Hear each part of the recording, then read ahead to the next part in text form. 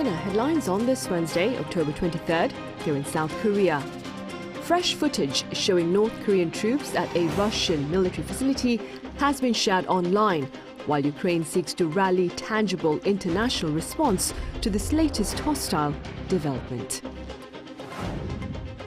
Meanwhile, findings for the month of August show a tangible rise in the number of newborns and newlyweds here in South Korea, but pundits are linking the favourable uptick to base effect. And the South Korean economy will grow 2.5% this year, according to the International Monetary Fund, whose officials also believe the global war against inflation has been almost won. More footage has been shared online containing what look and sound like North Korean troops at a Russian military facility. Our correspondent Kim Jang-sil starts us off. You're looking at a group of men believed to be North Korean troops gathered outside in winter gear.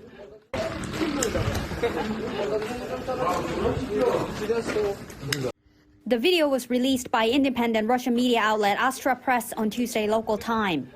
Astra says that the video appears to be taken at a military unit, part of the 127th Motor Rifle Division, located in Sergiyevka Primorsky Krai in Russia's Far East.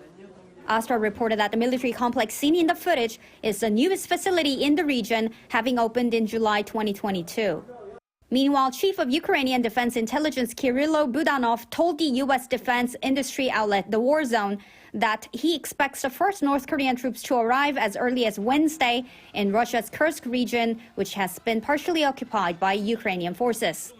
As reports of North Korean troops arriving in Russia continue to surface, the U.S. Pentagon said on Tuesday local time that it is closely monitoring the situation.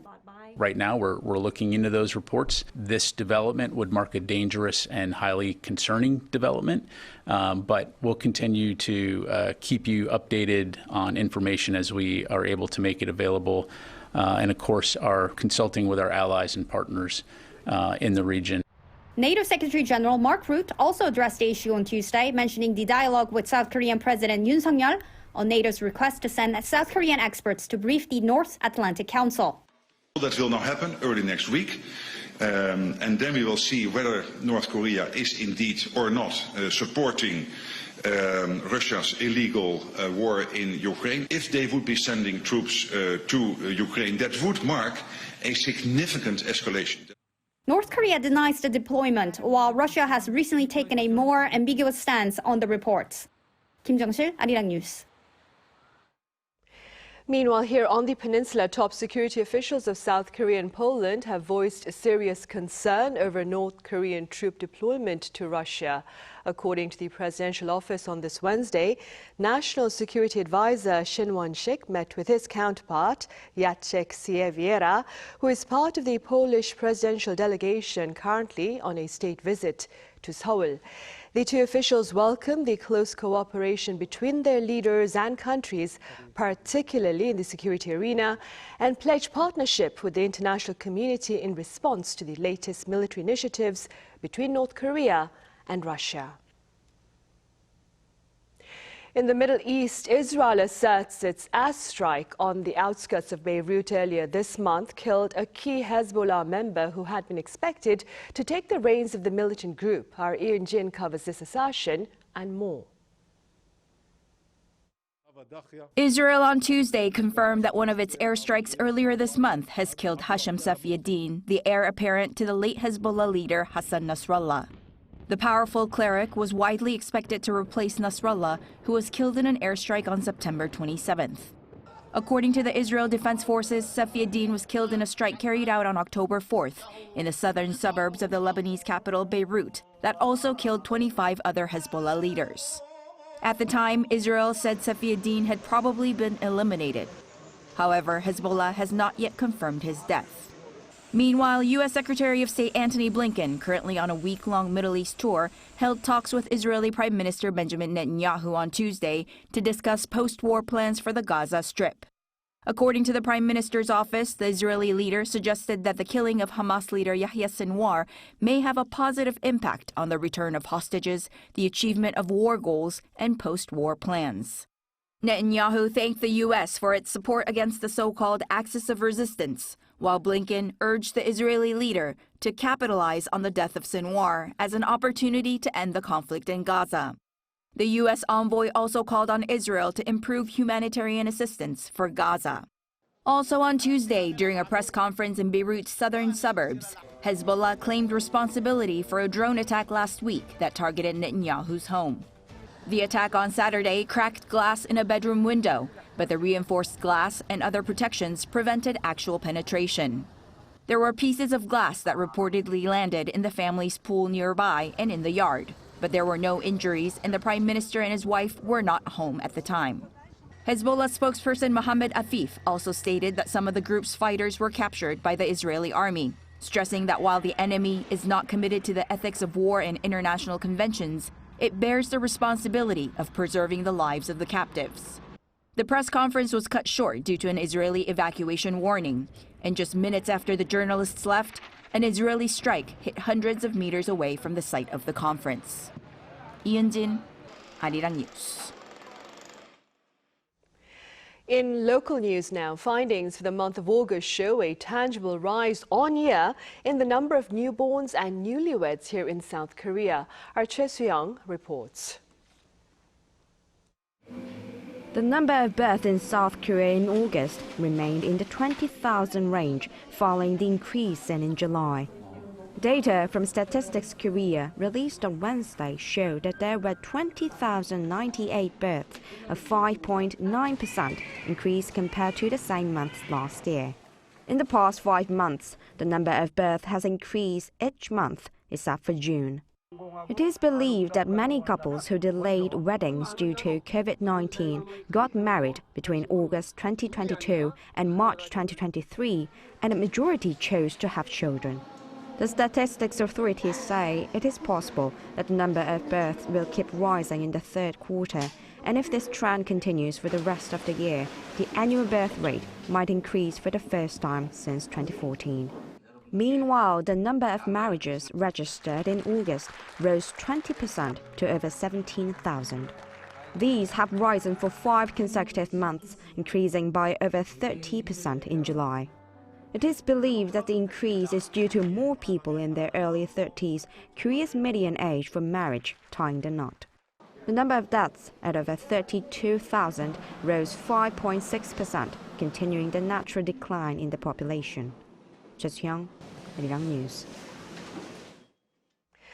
And it's the season of kimchi making here in Korea, and in light of this, the government is looking to lower the cost of kimchi ingredients by as much as 50%. At a meeting with ruling party lawmakers and industry insiders on this Wednesday, the Agriculture Ministry announced it would provide tangible support to allow for vegetables, including cabbage and radish, to be sold at discounts of up to 40% from their regular costs.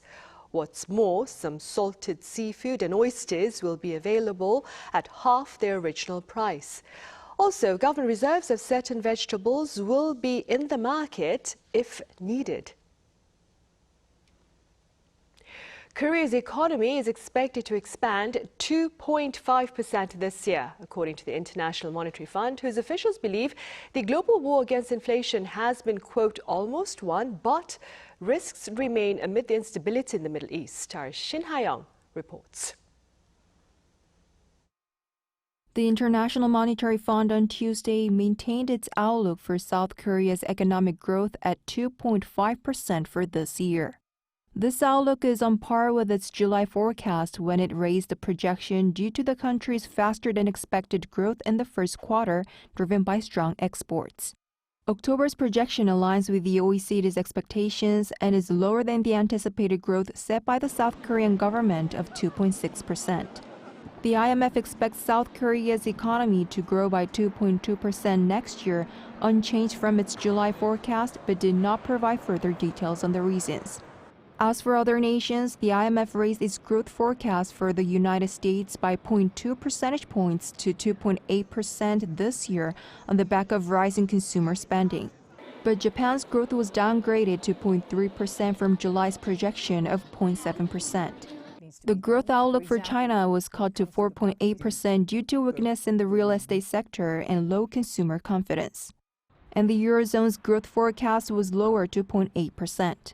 Regarding the global outlook for this year, the IMF kept it steady at 3.2% but lowered its projection for next year to 3.2%, 0.1 percentage points down from its July forecast.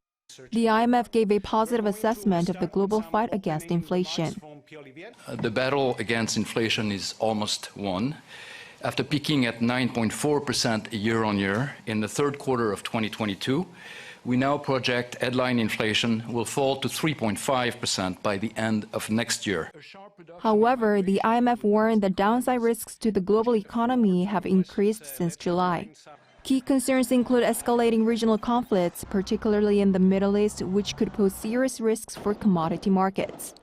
It also noted that maintaining a tight monetary policy for too long could abruptly worsen global financial conditions.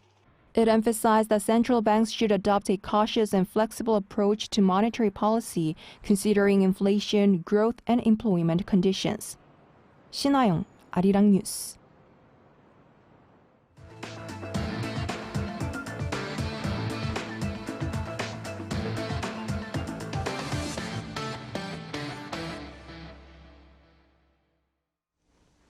In downtown Seoul, a festival celebrating the rich cultures of Korea and the Arab world took place on Tuesday to allow people the chance to experience and enjoy diversity and its importance. Our Iani was there.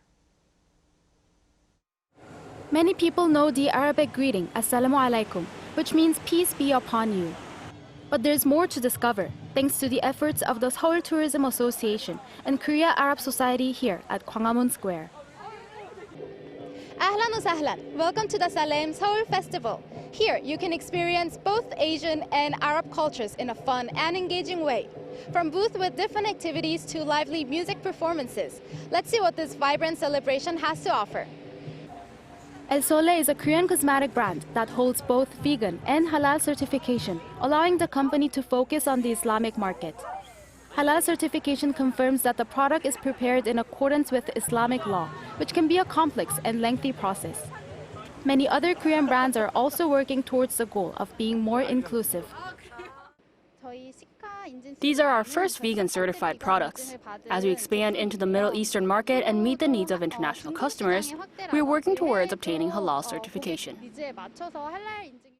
The Korea Muslim Federation estimates that around 200,000 Muslims live in South Korea. However, the Seoul Tourism Association says there's more to do regarding facilities that suit the needs of global visitors from a variety of backgrounds. For Seoul to thrive as a global city, we need to create a welcoming environment for visitors. We've been focusing on finding and supporting halal certified restaurants, and we're also working to set up prayer rooms in hotels. After 6 years of efforts, the association is now taking a step farther by hosting the festival for the second year. I really appreciate the fact that everybody can feel included in this festival, because there is a stand about vegan food, and also the makeup and the skincare products are vegan, so everybody can use it without trouble. While Muslim women often choose to cover up, there's a vibrant and beautiful world of fashion beneath that exterior. Korean fashion designers, in collaboration with Indonesian brands, showcased a unique blend of traditional Korean attire and modest fashion favored by Muslims, featuring loose-fitting clothing. And to round off the festival, a series of special performances, including from the National Folk Arts Troupe of Tunisia and the Korean band Harim, performed using instruments from various countries and sang in Arabic. Beautifully showcasing cultural diversity and leaving a lasting impression, the Salam Seoul Festival promises many more exciting endeavors to come. 이은희, Arirang News. And a trade show here in the nation has on display the latest developments in the world of robotics aimed at enhancing customer service and factory production. Our Moon Hye-ryeon has a glimpse. Hey Stella, can you tell me about Robot World 2024? Robot World 2024 is taking place from October 23rd to October 26th, 2024 at Kimtex. This is Stella, one of the robots on display at South Korea's biggest robot exhibition. With a name typically given to humans, this robot interacts with people directly. Stella supports generative artificial intelligence and large-scale AI language models, which enable it to engage in real-time conversations. This also means that it can be adapted to fit any kind of environment or situation, and is a great example of how robots can make industry smarter. These robots can connect businesses and consumers in various commercial spaces, such as hotels, shopping malls, and unmanned stores, which have been on the rise in South Korea following the COVID-19 pandemic. Data from a domestic credit card company show that the number of unmanned stores increased by nearly 5-fold in the past 5 years, and robots are driving this trend. Robots using a large language model can converse like a human, so even those who are unfamiliar with technology, such as the elderly or disabled, can use it quickly. Other than directly handling customers, robots showcased at Robot World 2024 can also work with each other. This robot called Amy takes orders from a customer and passes on the order to a different robot, Alice, which is working in the kitchen. Amy remembers where it took the order and then delivers the food. This is important because as businesses become increasingly automated, the different robots they use will need to coordinate with each other to carry out the work needed. Robots are helping businesses behind the front lines too, especially on the manufacturing production lines. These robots have been described as leading the automation of manufacturing lines for small to medium-sized businesses. They're popular not only in the country, but also for firms abroad. Recently, these robots were exported to Germany, Australia, and Brazil. The reason for their popularity among SMEs is due to lowered costs and their safety features, which enable people to teach them work easily without having to know complex coding. It's easy to use because you can just press a button and place the robot where you want it. As businesses continue to embrace automation, events like Robot World 2024 remind us just how robots are shaping the future to streamline production and costs for businesses and provide a better experience for people. Moon Hae-ryun, Arirang News. Meanwhile, cinemas here in Korea are moving beyond their role of simply screening blockbusters to sharing on their big screen music concerts. Our An Sung-jin covers this trend and the public response. The chanting, the energy, and the beat that are coming from the loudspeakers. Fans often pay a fortune to attend a concert featuring their favorite artist, just to enjoy the buzz and feel the enthusiasm. But what if all of this was possible at a movie theater as well? Alongside regular films, movie theaters are now also showing concert movies, which are recordings of live performances for fans to enjoy the excitement and the atmosphere of being at a concert. South Korean singer Im Young-woong's 2 concerts in May garnered 100,000 people. And for his avid fans, the concert has been recreated into a concert movie. And so far, more than 200,000 movie watchers have seen it, generating revenue of $4.4 million. I only get to enjoy the vibe during the concert because it's so far away, but at the movie theater, I could see the details so well. I only concentrate on the singer during the concert, so the movie helped me see things that I've missed out on. From Taylor Swift to BTS, more and more artists are becoming available not only in concert halls, but on movie screens as well. I can really feel that more people are coming to watch such concert movies. At movie theaters, you get to enjoy the concert with a huge screen and an immense sound system, which I think draws in these people and brings the sensation. This theater has actually seen the figure for those coming to watch non-regular films triple from 2020 to 2023. And according to the Korean Film Council, revenue from special screenings of Korean movies last year rose by nearly 40% and brought in more than 110,000 movie watchers compared to the year before. An expert says that these movies target a niche audience and transform a movie theater into a space for community. The South Korean audience is a bit unique. The concept of sing-along movies isn't common outside of Korea.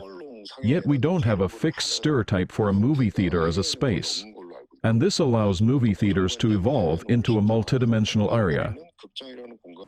With the changing needs of moviegoers, more of the industry is looking to evolve to accommodate the rising demand for concert movies. An Sung-jin, Arirang News.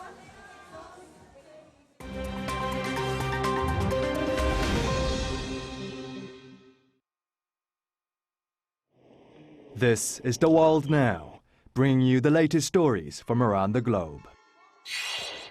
With the 16th BRICS summit underway in the Russian Republic of Tatarstan, Russian President Vladimir Putin greeted world leaders in Kazan on Tuesday, where Russia is hosting 36 countries and some 20 heads of state to encourage cooperation to challenge the Western-dominated world order. At the opening of the summit, Chinese President Xi Jinping held a sideline meeting with Putin, where he spoke of a profound friendship between Russia and China amid a chaotic international situation with profound changes unseen in a century. Putin greeted Xi by calling him a dear friend and said that Moscow and Beijing will work towards creating a fair world order. The two agreed to a no-limits partnership in 2022, just a few weeks before Russia invaded Ukraine, while they have already met twice this year. Putin also spoke with Indian Prime Minister Narendra Modi and South African President Cyril Ramaphosa on Tuesday as part of some 20 bilateral meetings scheduled on the sidelines of the BRICS summit. The European Parliament voted on Tuesday to approve a plan to use frozen Russian central bank assets to provide Ukraine with a loan of up to 35 billion euros. European Union lawmakers voted by 518 in favor to 56 against, alongside 61 abstentions, to give its ally Ukraine some $38 billion in loans, a voting procedure to confirm the plan agreed by EU governments earlier in October. The G7 aims to loan up to $50 billion in support of Ukraine, with that money coming from profits generated by Russian assets frozen in the West since Russia's full-scale invasion of Ukraine in February 2022. Currently, some $230 billion of Russian assets remain frozen across the European Union. Now these account for over two-thirds of the Russian central bank's foreign assets. South Korean global car maker Hyundai Motors' Indian branch set a new record as the largest IPO in India's history on Tuesday, after the launch of a $3.3 billion landmark initial public offering in the country's financial capital, Mumbai.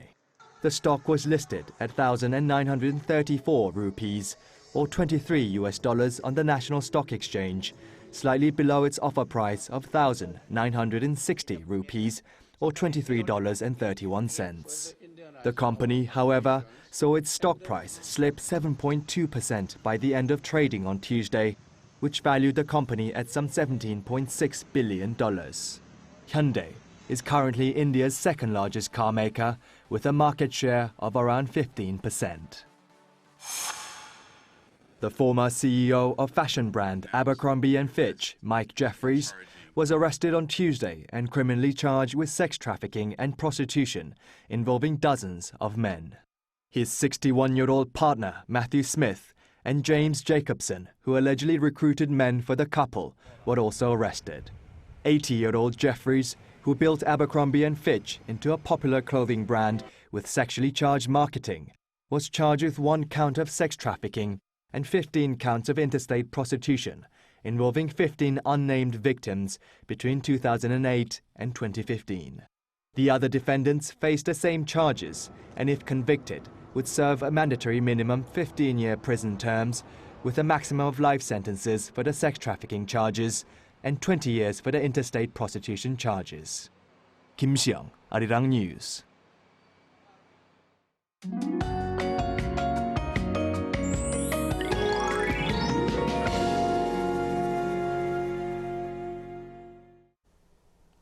The skies in Seoul are clear today, and it's been windy and chilly all day.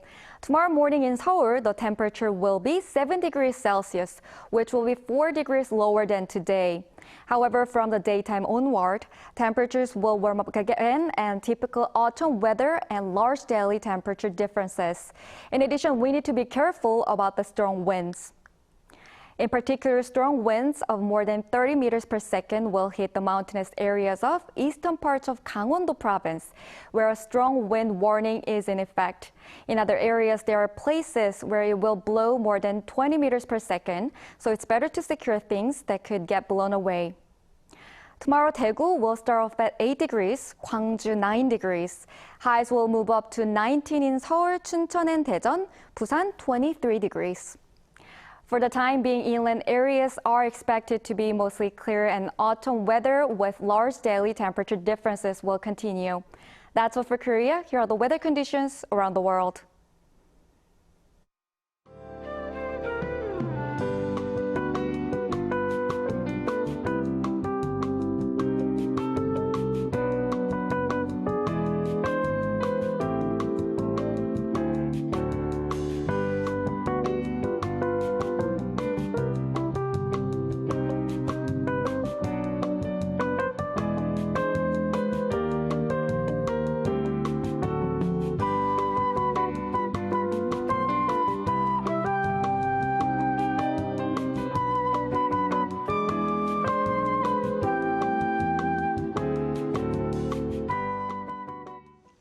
Those are the headlines at this hour here in South Korea. Coming up now is our daily panel session.